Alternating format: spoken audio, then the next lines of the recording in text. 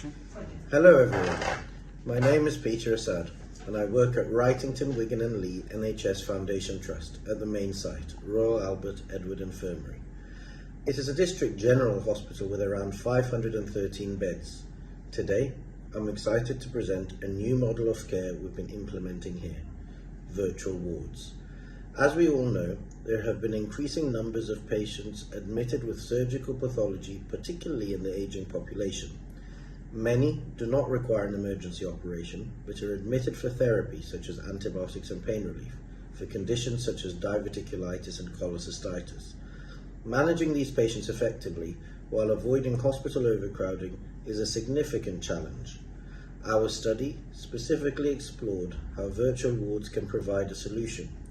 By delivering care remotely, patients can recover in their own homes under continuous medical supervision without needing to occupy a hospital bed. We compared two groups of patients, those aged 65 and older and those under 65, to assess the safety, efficacy and operational benefits of virtual wards. Now let me briefly explain how this system works. The virtual ward service at Wrightington, Wigan and Lee NHS Foundation Trust uses the Current Health platform, which allows us to remotely monitor medical and surgical inpatients from their homes. Each patient is equipped with a wearable device that continuously tracks vital signs such as heart rate, oxygen saturation and temperature, transmitting this data in real time to the virtual ward staff. There are a set of surgical conditions that are included with physiological parameters that we set beforehand. Changes in observations and bloods trigger an intervention, either readmission or review in an ambulatory clinic. All patients are brought back to this clinic after 5 days for discharge. Patients on the virtual ward would otherwise have had a prolonged stay in hospital, often just for monitoring bloods and observations. However, with the virtual ward model, they receive the same level of medical attention while staying at home. For this study, we gathered and analysed de-identified data from January 2022 to January 2024. The data included operational and clinical outcomes for both older adults aged 65 plus and younger patients under 65 who were treated in the virtual ward.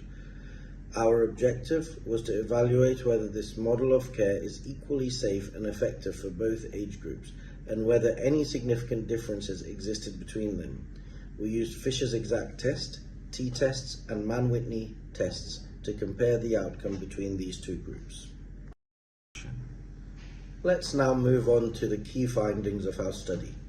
Firstly, our study had a total of 105 referrals to the virtual ward.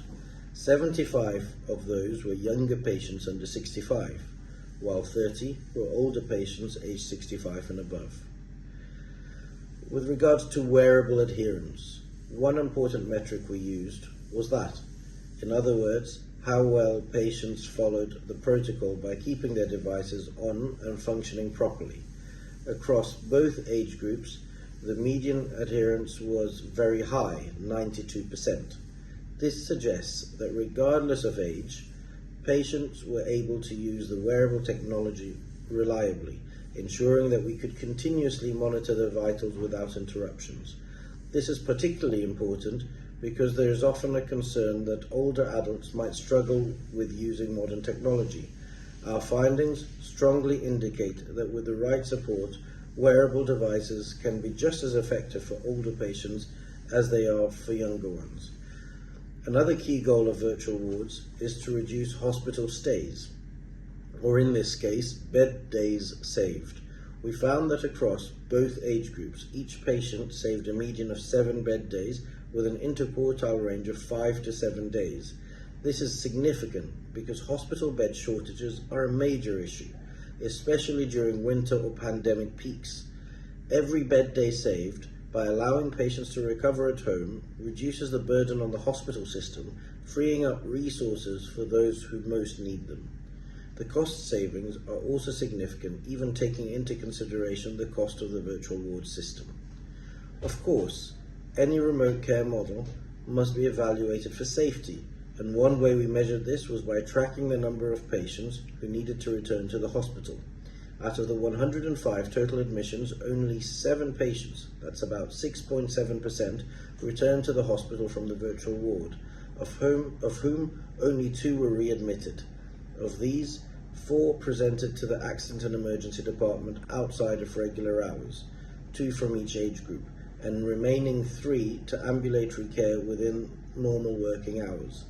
Importantly, there were no escalations to community services, and no adverse outcomes were recorded for any patients. This indicates that the virtual ward was able to handle a selection of surgical conditions safely without requiring hospital readmissions. In conclusion, the virtual ward service at Wrightington, Wigan and Lee NHS Foundation Trust has proven to be a successful and safe model for managing surgical patients at home. With high wearable adherence, significant bed days saved, and no adverse outcomes recorded, we have shown that there were no significant differences in outcomes between the older and younger groups. As our population continues to age and the demand for surgical interventions rises, models like virtual wards will be crucial in helping us manage healthcare resources more efficiently while maintaining high standards of patient care. Thank you.